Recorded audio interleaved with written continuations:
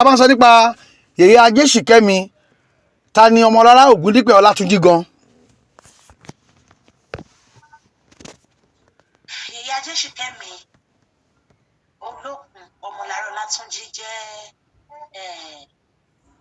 ìyá rere fún àwọn ọmọ ẹ̀. Ó jẹ́ alálàáfíà fún ìlú. Mo jẹ́ olórìṣà tí ó ní orí pípé. Bẹ́ẹ̀ni. Láìpẹ́ yìí ni ariwo gbalé ìbò sígbẹnu aládùúgbò pàápàá láti ìlú Ìlọrin ní ìpínlẹ̀ Kwara. Ẹnìkan ni ó fẹ́ gbólìṣà ibi tá àti ìlú ẹ̀sìn ìlú mùsùlùmí, wọ́n fẹ́ gbógun, wọ́n fẹ́ gbégún, wọ́n fẹ́ borò, wọ́n fẹ́ bọ̀ṣun, wọ́n fẹ́ bọyé mọ́já. Ṣé bẹ́ẹ̀ ni? Àti pé kí ni ìbẹ̀rẹ̀ ọ̀rọ̀ yìí? Ẹ ṣé mo dúpẹ́ bàbá wa. Nǹkan tó ṣẹlẹ̀ ni pé social media alágbára púpọ̀ díẹ̀. Tí misinformation bá dẹ̀ ti wà, problem máa lọ ni. Ọ̀rọ̀ tí wọ́n ń sọ yìí kò ń ṣe bó ṣe rí gangan nìyẹn. Bó ṣe rí kọ́ náà ṣe sọ o. Báwo ló ṣe rí gan? Lóòótọ́ àti lódodo mo fẹ́ ṣe ọdún. Ẹ fẹ́ ṣọdún? Ṣùgbọ́n mo ti ń sọ tẹ́lẹ̀ wípé a máa rí lábẹ́ bí gbogbo ọ̀rọ̀ yìí ṣe rí tó ṣe ń rú wùrù, a máa rí àwọn ọlọ́pọlọ pípé tí Elédùmarè fún ní làákàyè láti gbé yẹ̀wò pé ẹni yìí sọ wípé ọdún 5 tóun ti wà nílùú yìí tóun ti ń gbé bẹ̀. Wọn ò dẹ̀ gbọ́ ariwo òun. Kò sẹ́ni pàdé tó fọjọ́ mi sùn rí, kò sẹ́ni tó mọ̀ mí. In fact, mo fẹ́ lè sọ pé ọ̀rọ̀ yìí tó ṣẹlẹ̀ yìí gan ló jẹ́ káwọn èèyàn ẹlòmíì mọ̀ mí nínú ìlú yìí. Mo wà òkè áńdì yìí. Nílùú Ìlọrin. Kò sẹ́ni tó mọ̀ mí. Jẹ́jẹ́ mi ni mò ń lọ. Mo dẹ̀ ń ṣe nǹkan mi pẹ̀lú ìbámu sí wípé community tí mo find ara mi. Muslim community ni mo wà. Èmi náà mọ̀ dáadáa wípé definitely ìlú tá a wà yìí Muslim ló dominate. Ẹni tó wá jẹ́ onílàákàyè ó mọ̀ pé kò possible fún mi nínú Muslim community láti wá sọ pé ó yá mo poster mo ń lẹ poster kiri, mo wá ń pín flyer káàkiri pé ó yá wá ṣọdún eégún, mo fẹ́ ṣọdún orò. Invitation flyer tí wọ́n ń ṣe yẹn ẹyọ kan tuntun tí mo ṣe online ni mo dẹ̀ ti ṣe, mi ò ṣe ID, mi ò ṣe poster card, mi ò ṣe kankan o. The only thing tí mo ṣe nìyẹn and it's strictly for my people. Ṣùgbọ́n mi ò mọ bó ṣe dé ibi tí wọ́n ti ń pín káàkiri pé àwọn fẹ́ ṣe ẹ má gbà fún o, kí ló dé kí ló le tó báyìí. Èmi náà kọ́ ni báwọn èèyàn tàgì mi lálẹ́ ọjọ́ Friday, last week Friday. It must not happen. Ṣé inú lára, ṣé ìta gbangba ni mo ti fẹ́ ṣe ni? Ṣé ojú títì ni mo ti fẹ́ ṣe ni? Ǹjẹ́ kíní yìí ǹjẹ́ ó ní ìpalára kankan pẹ̀lú anybody ṣá? Mo dẹ̀ ń wò. Ọgbà tó máa dọjọ́ kejì, àwọn ṣífì máa mú kàn sí mi. Ìyá àwọn rí nǹkan báyìí, àwọn dẹ̀ ń wo pé kí ló dé? Báwo lẹ ṣe ṣe? Àwọn mọ̀ yín. Báwo ló ṣe wá jẹ́? Bàbá, èmi kọ́ ni mo print ẹ̀ síta. Lóòótọ́ èmi ni mo fẹ́ ṣe ọdún yìí lóòótọ́. Àmọ́ mi ò polówó ara mi síta gbangba. Àti wípé ibi tí mo ti fẹ́ ṣe gan inú wọn lù ní. Get together, kákan ti àjọyọ̀, kájó káyọ̀. Tó bá jẹ́ wípé kì í ṣe pé IV yẹn gan jáde síta. Ó possible kan máa mọ̀ nǹkan tí mò ń ṣe. Wá rò pé bí àmọ̀ ṣe bẹ́ẹ̀ dé àbí nǹkan kan ni. A kàn máa jókòó ká jẹun ni ká pọ́nra wa lé. Wọ́n ṣe wá sọ wípé bíbọ Ògún, bíbọ igbá, bíbọ àwo. It is strictly for me. Inú ilé mi nìyẹn ti fẹ́ ṣẹlẹ̀. Kò ń ṣe wípé mo ní Ògún gbà bí èṣù kan tí mo gbé síta tí mo fẹ́ lọ bọ. Inú ilé mi ni ó ti fẹ́ ṣẹlẹ̀. Mi ò rò pé mo fi disturb anybody rí. Àwọn bàbá yẹn dẹ̀ lọ. Ó tó wá di wípé ìdúnkokò lóríṣiríṣi lọ́tún ló sì bẹ̀rẹ̀ sí ní dìde. Tó fi di pé àwọn bàbá kan tún wá tán wá sọ wípé tí mo bá fẹ́ràn ara mi, tí mo fẹ́ràn ọmọ mi ò kí n má ṣe. Àti wípé àwọn ò sọ pé àwọn fẹ́ pa mí, àmọ́ táwọn bá tiẹ̀ wá pa mí gan, ẹni tán bá pa wọ́n ṣe é lóore ni. Ó jẹ́ ẹni tó bomi tútù sí mi lọ́kàn. Wọ́n wá gbé kámẹ́rà wọn fídíò gbogbo inú ilé mi tí mo wò pé lẹ́yìn gan expose me to danger. Ṣùgbọ́n àwọn ọlọ́pàá ti dá sí i torí pé wọ́n sọ́mọ̀ mi, èmi kọ́ ni mo lọ sí police station lọ́wọ́. Wọ́n sọ́mọ̀ mi lọ síbẹ̀ náà ni. Wọ́n dẹ̀ béèrè ọ̀rọ̀ lọ́wọ́ mi, bí kà bá rojọ́ ìkà kan ló dà. Nígbà tí mo dẹ̀ ṣàlàyé fáwọn yẹn, wọ́n ní okay, ṣé bó ṣe fẹ́ rí nìyẹn, no problem. Kò sí wàhálà. A dẹ̀ close ẹ̀ síbẹ̀. Mo dẹ̀ ń gbé àlàáfíà, àmọ́ social media ò sinmi. Oríṣiríṣi nǹkan ni wọ́n bẹ̀rẹ̀ sí ní sọ káàkiri. So bó ṣe jẹ́ nìyẹn ṣá.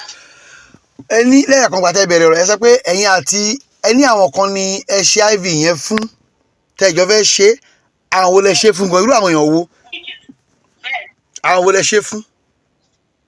àwọn èèyàn mi ní tó wá possible kí n wá ṣe IV fún àáfàá pé kó máa bọ̀ níbi ọdún òòṣà ni ṣó possible kí n wá sọ fún ìmọ̀ọ́mù pé ẹ gba IV ẹ wá síbi ọdún òòṣà kò kọjá yèmí rí wọn lè sọ pé wọ́n rí mi lódò rí wọ́n pariwo pé Yèyé Ọ̀ṣun mi ìdẹ kì í ṣe Yèyé Ọ̀ṣun kódà mi ò ní òrìṣà Ọ̀ṣun gan nílé. Yèyé Ajé ni gbogbo èèyàn mọ̀ mí sí mi ò kì í ṣe Yèyé Ọ̀ṣun ṣùgbọ́n ó yà. so tá a bá ní ká wò dáadáa ẹ fẹ́ ṣe ọdún nílé yín ni ẹ ṣe máa ṣe ọdún ẹgbẹ́ èyí tó wá ní pé bí ẹ wá bọ́ sí gbòòrò tó bọ́ sáàrin ìlú yìí ṣé kìí ṣe pé kinní ọ̀hún ti fi apá kan ṣe jàmó ó lẹ́nìkan tó ṣàbòsí yín ṣé bẹ́ẹ̀ ni. àrùn bẹ́ẹ̀ náà ṣe mọ̀ tí nǹkan máa ṣẹlẹ̀ oríṣiríṣi ọ̀nà lèèyàn máa ń rò gbà mo rò bẹ́ẹ̀ náà pé ó ṣeé ṣe ó jẹ́ wípé bóyá nìkan náà ló ṣe alamí bẹ́ẹ̀ tó pé ìwé kókó òun lọ fi dá wàhálà lẹ̀. ṣé ti ẹ̀ bẹ́ẹ̀ ní kẹ́ni ìjà ni ṣe báyàn jà ni tẹ́ fi rò bẹ́ẹ̀ ṣó lẹ́yìn kan tẹ́ jọ ṣe fàǹfà àbáwọn kan ti ẹ̀ pè é sínú ẹgbẹ́ tẹ́ ẹ̀ dá wọn lóhùn tọ́wọ́ pé tó bá ṣe tiwa o àwa náà máa kó bẹ́ẹ̀ nílọrin yìí ṣó ti ẹ̀ rí bẹ́ẹ̀. èmi ò bẹ́ẹ̀ nìkan ní ìṣù àmọ́ bẹ́ẹ̀ bá wá bá mi ní ìṣù lèmi ò mọ̀ o mi ò bẹ́ẹ̀ nìkan jà bẹ́ẹ̀ bá ń bá mi jà níbi ìmọ̀ṣẹ́ mọ̀ pé àwọn àgbà bọ̀ wọ́n ní ojú la rí ọ̀rẹ́ òde. bẹ́ẹ̀ ni. so mi ò wá lè sọ pé yóò lẹ́ni tó wá mí mi tẹ́lẹ̀ o but èmi mi ò rò pé mo lẹ́nìkan tí mo ní kàn sí lọ́pẹ́. bó ṣe wá rí yìí níbo ni ẹ bọ́rọ̀ òun dé báyìí níbo lẹ bá a dé àṣọdún àbá àṣọdún mọ́. a máa ṣọdún. ok. ṣùgbọ́n location ló máa yàtọ̀ a máa ṣọdún kò sí nǹkan tó máa dọ́dún dúró nítorí pé wọ́n ní àṣọdúnmọ́dún làwọn àṣọdúnmọ́dún. aṣoṣùmọ́ṣù bẹ́ẹ̀ ni. so mo máa ṣe ọdún location nítorí pé kí àlàáfíà lè jọba nítorí pé mo rí ọ̀rọ̀ yẹn bí gbà pé àwọn èèyàn kan wà tó jẹ́ pé ayé wọn ò nítumọ̀ wọ́n fẹ́ bà nǹkan jẹ́ wọn kọ̀ pé kí nǹkan bàjẹ́ ṣùgbọ́n kò wá gbọ́dọ̀ jẹ́ pé lórí tèmi náà máa ti wá sọ pé nítorí Yèyé Ajé ni Òkè Àǹdì ṣe dàrú tàbí kán nítorí Yèyé Ajé òun ni ìlú Ìlọrin ṣe bàjẹ́ ìlú tí ó gbè mí ni so mi ò wá lè wá sọ wípé kí n wá bà àlàáfíà jẹ́. ìlú tó gbè yín ni. bẹ́ẹ̀ni. ẹjá wo bó ló ṣe gbè yín kí làwọn kan tẹ rí ń bẹ̀ kí lẹ́yìn náà ń ṣe sí community gan kí lẹ́yìn ṣe sí community ẹ wà yìí. ibi ní ìlú tó gbè mí ni ibi téèyàn bá dé tó bá rà láàfíà níbẹ̀ níbi kó alẹ̀ ń kọ́lé ó ní properties ìlú tó gbè yàn ni. So and I'm trying to give back to the community too. tó bá ní nọ́mbà fẹ́ ṣe tán bá pè mí sí tó jẹ́ ti community máa ń dá sí. so mo ń try best mi láti give back pé ìlú yìí o ó gbè mí mi ní jù pẹ̀lẹ́ nìkan ni kò bá mi jà mi ò kọjá yè mi ò gbé ó ṣàbọ̀tà débi pé nìkan máa fẹjọ́ mi sùn pé ó fi disturb wọn. and majority àwọn tí mo dá lóhùn gan-an wọ́n máa ń travel wá ni majority àwọn tó ń wá sọ́dọ̀ mi they are coming ẹlòmíì bóyá láti ó lè jẹ́ láti ìlú òyìnbó ẹlòmíì láti ọ̀nà jíjìn bóyá Delta State Ọ̀yọ́ Ìbàdàn oríṣiríṣi so mi ò ní kọ́sítọ́mà tó jára lọ́rin. kì í ṣe pé bí ẹ̀ mọ̀ ọ̀yàn ní ìjọ ìsìláàmù ẹ̀ ń kó àwọn alásàlátù ẹ̀ ń kó wọn síbi ẹgbẹ́ yín. kò pọ́síbù kí yẹn rí bẹ́ẹ̀ kò pọ́síbù ó ṣe wá ṣe jẹ́ pé màá kó àwọn èèyàn láti inú ìsìláàmù bọ́ sínú ọ̀dọ̀ mi ibi kálukú ló ní tó ń ṣe ọ̀tọ̀ọ̀tọ̀ lọ́rọ̀ kò pọ́síbù àti wípé oníṣẹ̀ṣe òun polówó ìṣẹ̀ṣe ò kì í ṣe nǹkan téèyàn máa ń polówó àbí péèyàn sí wọn kì í kọ lẹ́tà síyàn níbẹ̀ pé ó yá o wá ṣe o àwọn ẹ̀sìn míì náà lè mọ sọ pé ó yá gba ìsìláàmù o ó yá gba Jésù sáyé o ìṣẹ̀ṣe ò kì í polówó látọjọ́ tí mo ti mọ̀ o mi ò gbọ́ pé ṣẹ̀ṣẹ̀ lọ síta wọn wá polówó ẹ wá gba ìṣẹ̀ṣe o ẹ wá gba ṣòǹdó o ẹ gbògún láyè o ìṣẹ̀ṣe orírùmọ̀lẹ̀ ló máa ń polówó ara ẹ̀ ibi tó dẹ̀ polówó tèmi sí kò ń ṣe nínú Ìlọrin mi ò ní kọ́sítọ́mà lọ́rin and gbogbo breast mi mo máa ń try gan láti avoid ará àdúgbò gan nítorí mo believe pé ìwọ iná wà ò lè wọ gbogbo best mi ni mo fi máa ń try láti avoid wọn so bí gbogbo ọ̀rọ̀ yìí kàn ṣe wá rí bẹ́ẹ̀ bọ́ bá jẹ́ pẹ́yàn náà ló jọ dìtẹ̀ Elédùmarè á san wọ́n lẹ́san. nígbà tẹ̀lé. ìbá dẹ̀ jẹ́ pé ó ní Elédùmarè àbí irúmọ̀ lẹ́ ń ṣe wọ́n fẹ́ fi gbé mi hàn ní àbó ní nǹkan tó fẹ́ ṣe tọ̀ tó fi lu àwọn kan fún mi àdúpẹ́ fún Elédùmarè. nígbà tẹ̀lé fẹ́ ṣètò yìí ṣé kìí ṣe pé bóyá rédíò tiẹ̀ bóyá rédíò kan Kwara bẹ̀ sí ń pariwo pé tó afẹ́sọdún ẹgbẹ́ o afẹ́ṣe àbọ̀ ẹgbẹ́ àbọ̀ṣọ àbọ̀mọlẹ̀. gbogbo ẹnu ni mo fi sọ tí kò bá ṣe pé wọ́n ń pariwo kiri ará àdúgbò mi gan ò mọ̀. nígbà ẹ bẹ́ ṣe. tó bá ṣe é ṣe tán bá lè wá ṣe investigation wọn underground kan wá béèrè kò sí anybody tí mo pè ní àdúgbò nítorí pé kò jọra wọn náà. olóòótọ́ kálukú lọ́mọ bí tó ń sápamọ́ sí lábẹ́lẹ̀ o ṣùgbọ́n mi ò sọ fún anybody wípé ó yẹ máa bọ̀ mo fẹ́ ṣọdún o ẹ máa bọ̀ mo fẹ́ ṣọdún o àdìbí ilẹ̀ lọ́rẹ̀ẹ́ single ọ̀rẹ́ kan báyìí mi ní mo kàn equalize everybody pé we are the same ẹ̀ka rẹ̀ ṣàlàfíà lẹ́wà. wọ́n tiẹ̀ ní wọ́n lè kọ́ mọ́ṣáláṣí kan nílùú Ìlọrin wọ́n lè gbẹ́ kànga wọ́n lè ṣe gbogbo ẹ̀ olóòṣà ní kí ló olóòṣà wọn wá ní mọ́ṣáláṣí lẹ́gbẹ́ wọn lọ ń bá wọn kọ́ mọ́ṣáláṣí bóò ló ṣe jẹ́ gan. ẹ ṣé bàbá mi mo ti sọ tẹ́lẹ̀ nínú interview kan mo ní ara ló rẹ́ mi lẹ́gbẹ̀ẹ́ kan nǹkan tí mi ò dẹ̀ mọ̀ ló padà yé mi ẹ̀rí ìgbà àti ọ̀rọ̀ mọ́ṣáláṣí yìí dé tí gbogbo ọ̀rọ̀ yìí ṣẹlẹ̀ ni mo ṣẹ̀ṣẹ̀ gẹ́ẹ̀tì pé àṣé pé gbogbo nǹkan táwa olóríṣà bá ti ẹ̀ ṣe ẹlẹ́bọ ni wá báyìí tá a bá ṣe àṣé kò ní ládá ibi ọmọ kókò ní ládá. ẹ rí èèyàn kan tí mo jíṣẹ́ fún tó wà nílùú òyìnbó òun ló sọ fún mi pé àwọn gbé iṣẹ́ kan fún àáfàá kan nílọrin pé kó bá wọn kọ́ mọ́ṣáláṣí wọ́n ní fódìdí ọdún kan kò fi píktọ̀ àwọn kò fẹ́ ní ti àwọn òrírí àlọ́wọ́ làwọn rí àwọn òrábọ̀ wípé kí ìjọ wọn stéètì pé particular community mi o wọ́n ní kí ìjọ ti bíkíbi tí ń bá rí tí àwọn ní commons pẹ́ ní ẹgbẹ́ mi ṣiṣẹ́ ládàáni wípé kí n assist wọn kí n bá wọn wá wọ́n dẹ̀ láwọn fẹ́ gbẹ́ kànga síbi 5 ní orúkọ àwọn èèyàn àwọn tó ti papòdà. mo wá kojú wò pé mosque kan wà nínú ọ̀nà street mi wọ́n ṣe foundation ẹ̀ ni jẹ́ kí n dá sí i àti pé mo tiẹ̀ máa ń wá wò kódà pé àwọn èèyàn tó bá fẹ́ lọ kí jímọ̀ mo mọ̀ ní tán máa ń gbé ẹni sí èjì abíá kódà kan máa ń lọ ọ̀nà tó jìn díẹ̀ lọ ṣe bá wá jẹ́ bẹ́ẹ̀ náà bá gbé sádùúgbò wa tá a kọ́ mọ́ ẹjú matmosque ó máa fáyìn o ẹni yẹn dẹ̀ ní pop lòun fẹ́ ṣe síbẹ̀ o òun fẹ́ kọ́ ṣe screening o òun fẹ́ kọ́ lẹ́tàìsì sí ó tiẹ̀ tún sẹ́yìn oríṣiríṣi design tó fáyìn gan mo ní ẹ fẹ́ sọ mọ́ṣáláṣí di small London ní oníbòun ṣe fẹ́ nìyẹn. Allahu Akbar.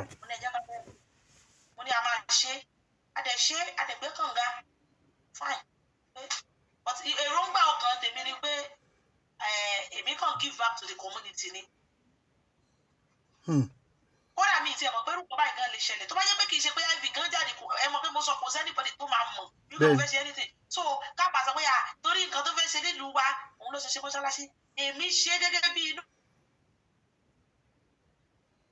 rí tó mo tí irú èèyàn yìí tí ó bá ti ń ṣe Islam tó bá ti ṣe fún anybody tó bá jẹ́ Islam orí yẹn ò lẹ́sàn torí wọ́n ti padà kóòtù ẹ̀ fún mi àwọn tó jẹ́ orí mímọ̀ nínú Islam wípé tí èèyàn bá ṣe irú oore bẹ́ẹ̀ kò ní ládá o naturally bí mo ṣe ń hùwà tèmi nìyẹn èmi àti Muslim àti Christian àtẹni kankan èmi ò kà kan kún pé bóyá nìkan ní ládá àbí kíní kan even tó bá ṣe church donation mo ń bá wọn dá sí i mo náwọn church lẹ́yìn pé wọ́n fẹ́ ṣe foundation church wọn tí mo contribute sí èmi kàn ṣe tèmi pé as a human wípé Ọlọ́run tó dá mi tó dẹ̀ fún mi ní ìwọ̀nba ṣẹ́ńgì péréje tèmi náà ní yá kí n fi give back to the society òun lèmi ṣe so wọn gá ẹ̀ dẹ̀rẹ̀ wọ́n dẹ̀ ń pọ́n ìmọ̀ pé bóyá àwọn ọ̀dẹ̀ mọ̀ ní pé kò ní ládàá ni wọ́n pọ̀ kànga yẹn àwọn òbòmí náà kódà èmi gangan fúnra mi tún ń sọ fún àwọn èèyàn pé àmọ́lẹ́ tó fẹ́ gbẹ́ kànga fún yàn o tẹ bá rí community tó mi ń dà wọ́n láwọn kódà wọ́n sọ fún mi pé kí n wá lọ sí ibodè Ṣáádú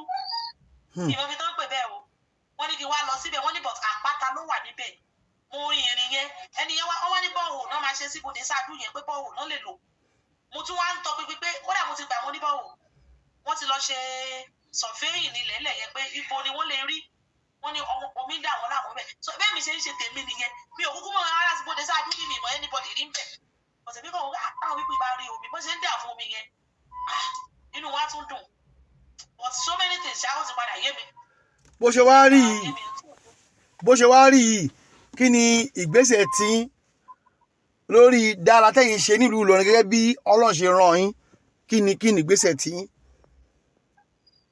kí ni èmi kàn wò pé àwọn ṣé bí àwọn ọmọ mi mo lọ́mọ tó ń ṣe ìsìláàmù èmi ò dé ọmọ lọ́wọ́ kó mọ́sẹ̀sì kankan mo lọ́mọ tó ké Kùránì parí ọba àti ṣéwù lọ́la Ọlọ́run ló pè síbi Ọlọ́run ló máa ń fìyàn mọ ibi tó bá wù èmi kọ́ ni màmá sọ fún mi pé o gbọ́dọ̀ débi báyìí o gbọ́dọ̀ débi báyìí so many things lójú mi tún là sí gbogbo ẹ̀sìn tá a bá ń ṣe ká máa ká àwọn ọmọ wa gbogbo ẹ̀sìn tá a bá ń ṣe ká fi àwọn ọmọ wa lébẹ̀ ká má jẹ́ ká máa because mo ṣẹ̀ṣẹ̀ gẹ́ẹ̀tì pé Islam gan ò ní fẹ́ káwọn ọmọ tí wọ́n gan yapa kúrò àwọn oníṣẹ̀ṣe la máa ń ju ọwọ́ lẹ̀ pé ẹ̀sìn tó bá àwọn ọmọ kó ṣe ṣebí mo lajú rẹ̀ tọmọ mi fi lọ ka kéwú tó fi ka Kùránì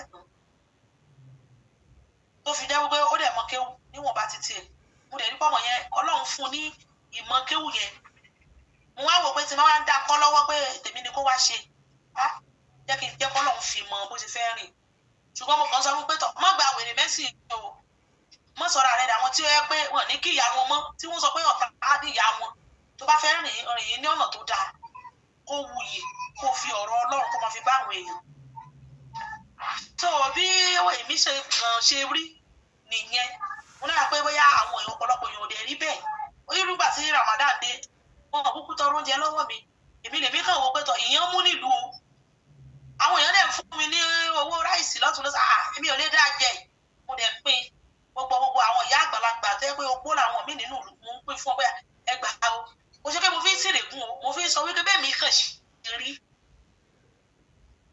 bẹ́ẹ̀ mi kà pé òróró pín spaghetti àti bí mo kàn ṣe rí ní tèmi nìyẹn wípé nǹkan téèyàn bá ní kó mọ̀ dájẹ́ nígbà tí bá dé sọ pé nǹkan tí bá ní kí n má dájẹ́ community tí mo wà sí bí community muslim ni ó ti dènà pé tí má sọ pé mo fẹ́ fún yàn àwọn muslim náà ni máa fún kò sí olóṣègbè mi tí mo fẹ́ pè lọ fún bíbá. lórí yìí ṣé ẹ mọ̀ tẹ̀síwájú nǹkan tẹ́ ń ṣe ni àbẹ́yìn náà fẹ́ jáwọ́.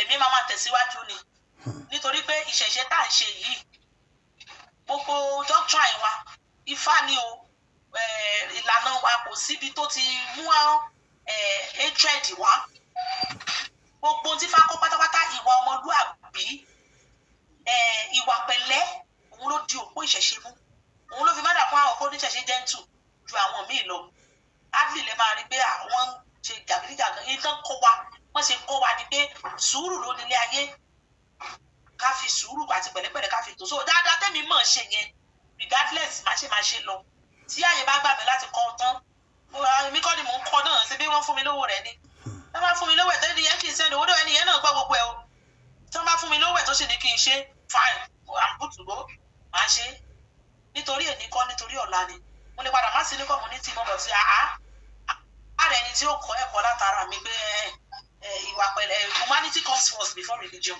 mo lérò bẹ́ẹ̀ ni o. àti agbọ́pọ̀ yìí náà pé mùsùlùmí ni tẹ́lẹ̀ ṣé bẹ́ẹ̀ ni. mùsùlùmí ni mí tẹ́lẹ̀ nígbà tá a kéré nígbà tá a máa ń tà ń lọ káàkiri ṣe mọ̀ pé nígbà tó wọ́n bá kéré àti pé irú community tí mo gbé ní Èkó ni mo gbé dàgbà so Èkó tí mo gbé dàgbà yẹn àwọn family mi wọn against ẹ̀sìn kankan mixed religion ní gbogbo wa lẹ́kọ̀ọ́ àwọn mother side mi nìsín yìí muslim ní gbogbo wọn alájà ní gbogbo wọn up to today even ìyá tó bí mi gan is a muslim. Wow. Father side Christian ni so gbogbo àwa kan ṣe gbogbo ẹ̀mọ́ra wọn ni nígbà tá àti ìmọ̀ ibi tí Elédùmarè fẹ́ pè wá sí. ìgbà tí mo ṣe Islam nígbà yẹn Sufi ni mo ṣe àwọn Tìjàníà lẹ bá rìn ni mo ṣe bẹ́ẹ̀ ni òun ni mo dẹ̀ máa fi ń sọ̀rọ̀ pé ṣe rí ẹni tí òye ilé ayé is so deep and spiritual Elédùmarè tá ẹ̀ ń pè yìí ọba tó lágbára ni ṣe rí nígbà tí mo wà nínú tí mo ní mò ń ṣe Islam tá a bá ń ṣe wàsífà bí àwọn láàsì bí nǹkan kan tá à ń ṣe ń gbà yẹn tá a bá ń ṣe sí Sheikh Ibrahim Niyaz Gawsul Zaman àdúrà ṣùgbọ́n nígbà yẹn náà ẹ̀mí máa ń lò mí dáadáa tẹ́mi máa gbé mi báyìí tí ó bá ti ṣe dsb là ń pè nígbà yẹn tó bá gbé mi báyìí ìmọ̀ jẹ́ mẹ́sẹ̀gì ni ó wà lára mi nígbà yẹn kó tó di wípé ṣùgbọ́n nǹkan tí mo dúró lé lórí ni pé ibi tí Elédùmarè bá fẹ́ fi ẹsẹ̀ èèyàn mọ̀ ló máa fi mọ̀. nínú Christianity náà kò sígbà tí mo pè é tí ò dáhùn. Bẹ́ẹ̀ náà dẹ̀ ni nínú ìṣẹ̀ṣe tí mo ṣe àtijọ́ tí mo ti ń ṣe ìṣẹ̀ṣe mi ò regret rí wípé mo ṣe. So ibi gbogbo ni Elédùmarè wà ṣùgbọ́n àwọn tó bá practice ẹ̀sìn yẹn bí wọ́n ṣe handle ẹ̀ òun ló matter. Kò síbi tó Elédùmarè ò ti gbàdúrà but àwọn individual tó dúró nínú ẹ̀sìn yẹn tó ṣe ń practice ẹ̀ ìṣe wọn ìwà wọn òun ló jẹ́ kókó. Ká sọ pé Islam nìsín ọ̀tọ̀ ni ìjẹ́ mùsùlùmí ọ̀tọ̀ ni Christian ọ̀tọ̀ ni ṣó ti yẹ yí ìjẹ́ Kristẹni ọ̀tọ̀ ẹ̀sìn Kristẹni ọ̀tọ̀ jíjẹ́ ọmọlẹ́yìn Kristi ọ̀tọ̀ ẹ̀sìn yẹn gẹ́gẹ́ fúnra ẹ̀ ọ̀tọ̀ ìṣẹ̀ṣe fúnra ẹ̀ náà ọ̀tọ̀ jíjẹ́ oníṣẹ̀ṣe ọ̀tọ̀ bí a bá ṣe handle ẹ̀ bá ṣe ń ṣe òun ló matter ló fi jẹ́ wípé kò sí ká má rí kàńdá nínú ìrẹsì nínú gbogbo ẹ̀sìn tó wà gbogbo wa pátá la ní kàńdá la ní àléébù kan àbí èkejì nítorí wípé bí a ṣe ní èèyàn tí ó ní àgbọ́yé ẹ̀ la ṣe ní ẹni tó jẹ́ pé òdì lòun tún máa gbọ́ sí ní gbogbo ẹ̀sìn. Ní báyìí ọdún yẹn máa wáyé ṣùgbọ́n kò ṣe nípínlẹ̀ Kwara mọ́. Kò ṣe nípínlẹ̀ Kwara mọ́. Kí àlàáfíà lè bá wáyé kí àlàáfíà lè jọba. Àní èmi sọ fún yín pé mò ń rí ìrìn àjò yẹn bí ìgbà báwọn kan ti wà ní ẹ̀gbẹ́ kan tí wọ́n fẹ́ kí ogun rú dìde kán lè fi opportunity yẹn bàlújẹ́ ṣó wá dáa ká wá sọ pé àwa ń bàlújẹ́ ìlú tiwa tá a ti wá ò bàjẹ́ á lè gbèrò kí ìlú onílù bàjẹ́ náà nígbà tí ìlú mi ò bá bàjẹ́ tí ò túká màá ṣe wá sílùú onílù òun ni ó ṣe jẹ́ nǹkan tó yà mí lẹ́nu pé ó fẹ́ ṣọdún eégún fẹ́ gbòòrò gbogbo wa pátápátá la mọ̀ pé gbogbo ẹnikẹ́ni tó bá sọ pé òun fẹ́ gbé eégún nínú Ìlọrin ó kọjá iye abẹ́lẹ̀ tàṣẹ tó bá kún fẹ́ ru ìkòkò nínú Ìlọrin community Muslim la wà lótìtọ́ àti lódodo òfin ìjọba Nàìjíríà ó fàyè gba gbogbo ẹ̀sìn ṣùgbọ́n àwùjọ téèyàn bá fáìn ara ẹ̀ nígbà míì ó máa ń dìtà míì ni ṣé bí wọ́n máa sọ pé ìdálù ní ìṣèlú bí wọ́n bá ṣe bá nǹkan òun ni kò ṣe ṣe ṣùgbọ́n èèyàn mélòó ni mo fẹ́ máa pè tí mo fẹ́ máa ṣàlàyé ara mi fún pé báyìí ló ṣe rí so I had to just tí ọ̀rọ̀ yẹn ṣe gbóná mo kàn calm nítorí pé ifá kan ló ní inú bíbí mi ò fi ṣe ẹ̀mí rẹ̀ lófin fún mi ó ní adé á fún orí adétò àbíwá pẹ̀lẹ́kùtù tábọ̀ wá ní pé kí n wá mu gbogbo náà èmi náà fẹ́ lọ mo fẹ́ jà mo fẹ́ ṣe ráìtì mi kí wá ní ìṣẹ̀ṣe tá a wá ń ṣe kí ló kọ́ wa so gbogbo èmi avoid tí mo fi wò pé jẹ́ kí n lọ reschedule to another place no please me bá ṣe ń pariwo yìí ní ìsinyìí bá ṣe ń pariwo lọ́tún lọ́sì yìí tó bá yẹ pé mo fẹ́ ṣe ọdún yẹn gan ni màá ti ṣe wọn nímọ̀ kankan màá ti ṣe wọn nímọ̀ anything torí mi ò ń fi pariwo màá ti ṣe wọn nímọ̀ anything láti lọ màá kàn máa wò pé wọ́n ṣe ń pariwo ni so mi ò kì í ṣe ẹni tí ò fẹ́ àlàáfíà ìlú. àti ẹ̀ gbọ́ pé àwọn kan dúnkòkò mọ́ yín ẹ ṣàkùrákùlù ẹ ṣàkànlù ẹ fẹ́ nǹkan sí ṣó sì ń wáyé bẹ́ẹ̀. wọ́n ní ni ṣó ti yé wọ́n ní ni ìwé ẹ̀ẹ́dọ́ mo bá àwọn church kan torí àwọn screenshot kan wà lórí fóònù mi tẹ́ pé mo kàn screenshot ẹ̀ pé àìbámọ̀ tó àwọn nǹkan tẹ́lómi sọ pé tó bá ṣe àwọn máa fi ṣe sacrificial lamb ni àwọn máa fi rúbọ ni àwọn máa pàdánù ni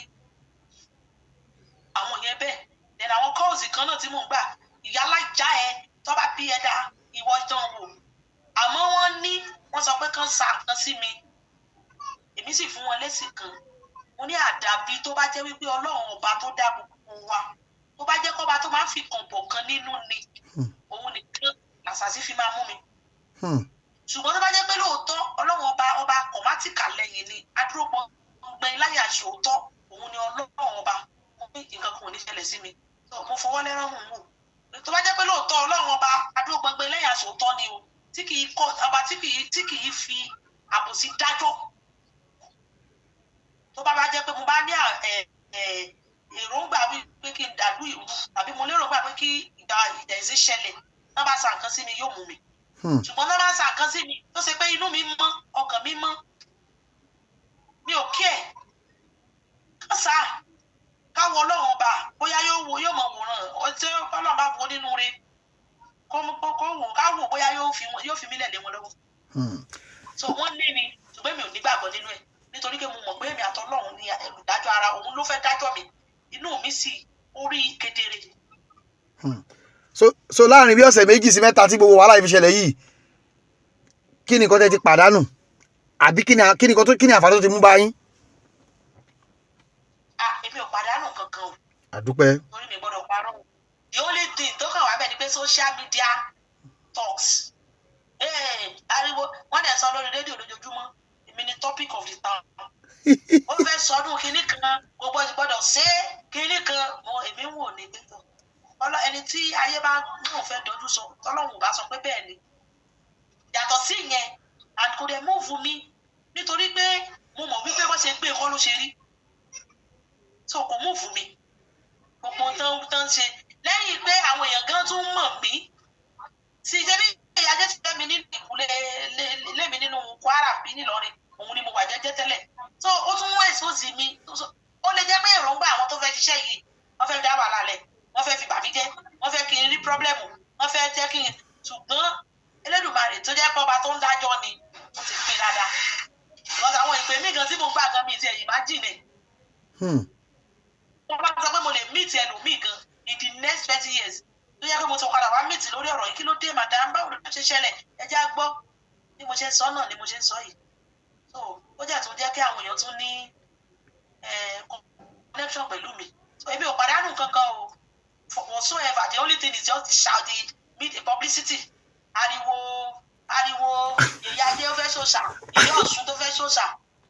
ariwo tẹ sanwó ẹ publicity ọ̀fẹ́. ọ̀fẹ́ ni o bí mo ṣe rí nìyẹn o. fáwọn tó bá fẹ́ kàn sí ẹ̀sọ́ nọ́mbà yẹn sorúkọ yìí nọ́mbà yẹn àtorúkọ ẹ̀ka wa fi lọ́lé. orúkọ mi lẹ́ẹ̀kan sí ni Yèyé Ajé Ṣìkẹ́mi Ológun Ọmọlára nọ́mbà mi 09035973313 lẹ́ẹ̀kan sí 09035973313. ẹ ṣé o a máa rí bá o àbúrò ní ṣe wá o ilẹ̀ Yorùbá ò ní dàrú o. àmín àṣẹ. ó dàbọ̀.